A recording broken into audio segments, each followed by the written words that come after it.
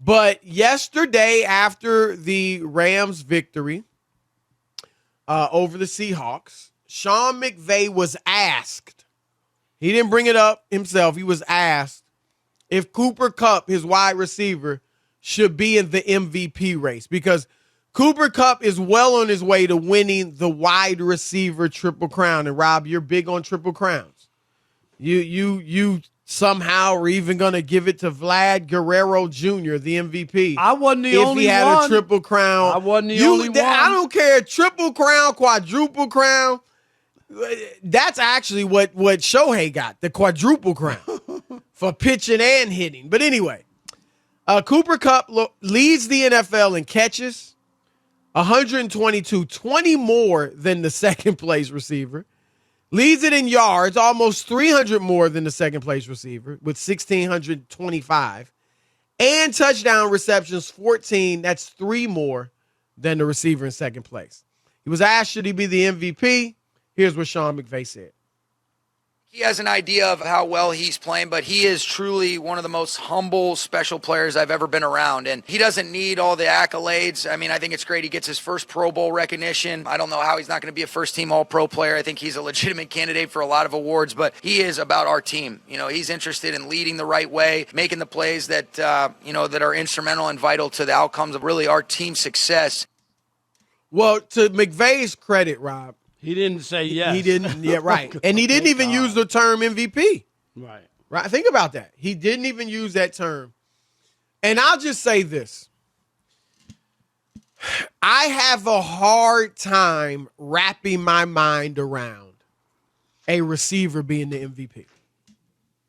I mean, and even though I was looking at an article today, Rob, by Bucky Brooks. It was an old article for NFL Network or NFL.com. Well, maybe, but it was his subjective point of view, right? But he was listing the most important positions in the sport. Obviously, quarterback was number one. Pass rusher, designated. Left tackle was 3. I think pass rusher was 2. But receiver was 5. Ahead of running back, and obviously it's more important than a running back at this day and age, right? The way that they play the game, right? So it's an important position, but no receiver has ever won the award. And Rob, here's why I think I don't feel like you can have a receiver as the MVP, or it's just hard to fathom. Because I think, look, every offensive position is dependent. Defensive positions, of course, somewhat dependent, but for the most part, you got to do your job, right? If I'm a cornerback, I got to ball. No matter what everybody else is doing. And you can't stop me from balling. If I'm a linebacker, so on and so forth, pass rusher. On offense, virtually all the positions are dependent, certainly the skill positions, including quarterback.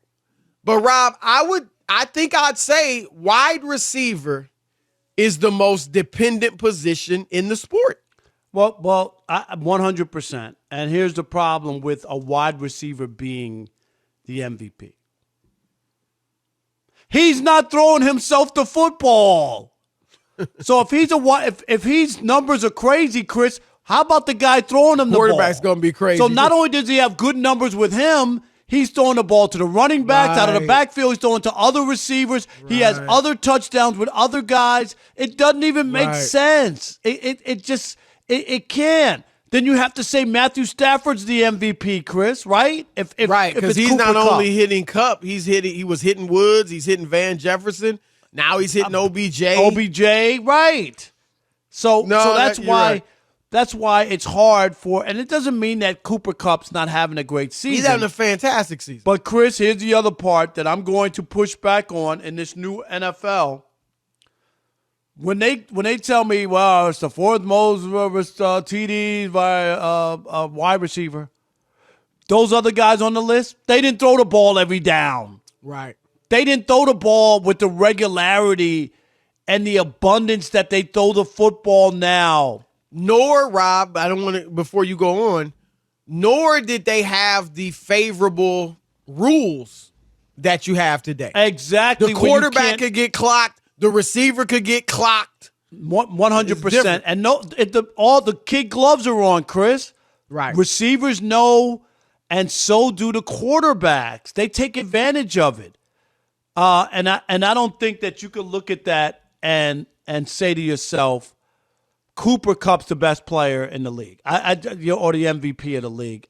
As well as he's played, which he has, but the numbers are inflated. We talk about it every day. Every time some middle-of-the-road quarterback passes an NFL icon quarterback, Chris, right? Oh, yeah. You look at it every day. Yeah, exactly. And There's we go, what? No way to compare. And it goes, obviously, if it's happening to quarterbacks, it's going to happen to same receivers. thing with wide receivers, Right. Exactly. So that's why the numbers are inflated.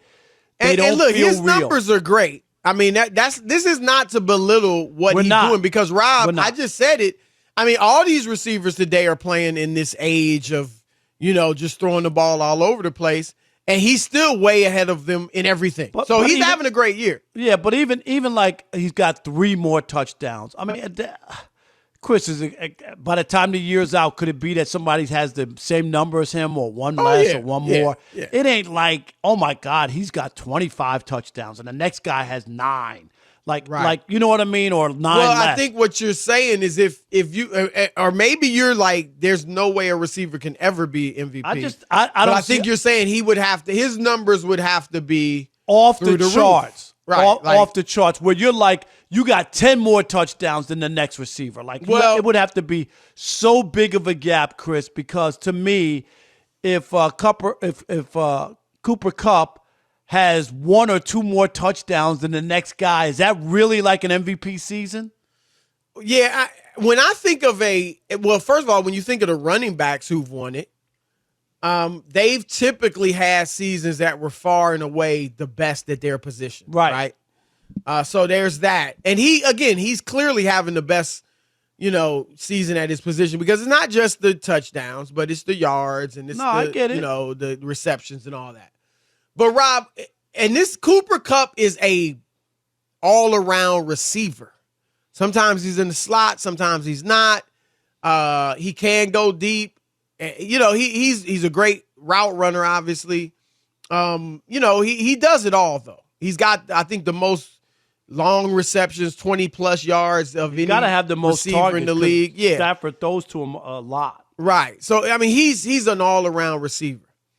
But when I do fathom a receiver getting it, and I don't even know if I'd vote in this case for a receiver, but when I do fathom what I'd have to see from a receiver, Rob, to consider him as the MVP or close, I'm thinking of a Randy Moss. Like, I'm thinking of a dude who's got blazing speed, and not just a Tyreek Hill, but blazing speed and height. Like, Randy Moss not only was the fastest dude on the field, Rob, but he was tall and he could jump. Like, he could make you change your whole defense. Chris. Or a T.O., Terrell, where he catch a slant and take it 70 yards. Chris, a 9-yard slant and take it 70 yards. I always feel that I was lucky in covering the Lions every week for 20 years, basically. But during that time, when he was with the Vikings. So I got to see Randy Moss play twice live every year. You know what I mean? Mm-hmm. And he used to kill them, dude. Like, I used to just shake my head at his speed, at, just like you said, his leaping ability, his hands. You could just throw it up there. Yes. If it's in the vicinity, he's getting it. Dante Culpepper, once a game, Chris, at least, would just be like on a go pattern. Just go. And just throw it up. Like, they would do that at least once a game.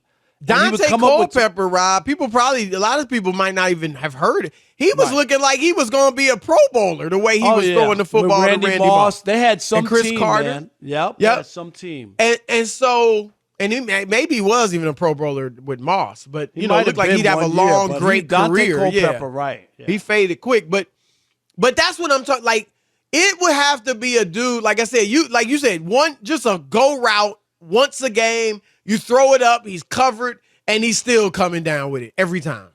Or a guy that's taking short routes and consistently, like every couple games, taking it to the house from 60. Like that.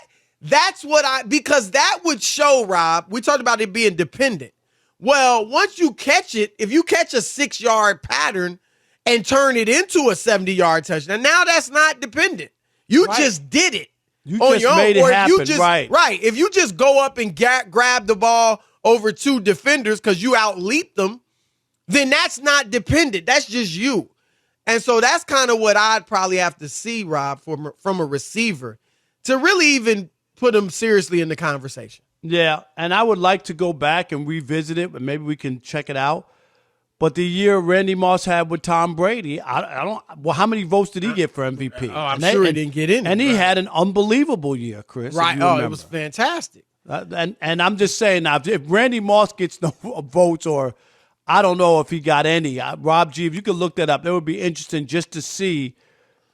Chris, how many votes he got, if he got any votes. I can't imagine. Yeah, Rob G looked at it because I'd Tom be Brady shocked if he got Tom a vote. Brady had 50 touchdowns, so I'm thinking Tom Brady got all the votes, right? Yeah, I'm guessing Brady. I mean, Brady's won 3. That was probably one of the years he won it. That had to be one. I mean, I can't imagine who would have won the MVP that year. Right. But it's a good discussion though. And again, Cooper Kupp's playing terrific. To answer your question before we go to the upcoming commercial, no, he did not get a single vote during that year. And what were his numbers, Rob G? Do you have them? I do not, but I can tell you though that he got 4 votes his rookie season when he exploded for on MVP. the scene. Yes, that's incredible. Wow.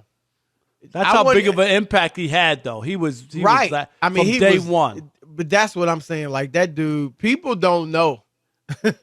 You see him, and he's doing well. He's who was another guy? But people I covered his know first game, Chris. Anquan Bolden, and he played the Lions. And in the very first game of the year, can you believe this? Charles Rogers from Michigan State. You remember the receiver, Charles Rogers? Yep. And Anquan Bolden, they was both their debuts in the NFL. And they both, had like 2 or 3 touchdowns and over 200 yards receiving, both of them, in their very first game. And look at the difference of the 2 careers. Right. It was amazing. But both of them. Right. And Charles is passed. I mean, that is just, which is mind-boggling. Right. And Rob Moss, his rookie year, has 17 touchdowns. Kupp's got 14. And he averaged 19 yards a catch. Right. Kupp's averaging 13 yards a catch. Do you see what I'm saying? And the year with Brady in 2007, Moss had 23 touchdowns. That's what he got no votes, Chris. Right. No votes. Right. That's what and nobody even thought twice about it. Like it wasn't even like, wow, Moss didn't get any votes. It was no. They all went to Brady. Yep. Brady won it that year, Rob G. He had to be the MVP that year. Yeah. I'm gonna be honest, guys. Rob probably don't even care. That was the first year I ever started thinking Tom Brady might be the GOAT. I don't care. Can we go to commercial? I don't care. But seriously, I was, he had, and you like to poo-poo it, Rob. It's just a fact. He never had great receivers before that. And he was winning Super Bowls and he was doing this. And I looked at like, wow. Like you give this dude a stud receiver and he's breaking records.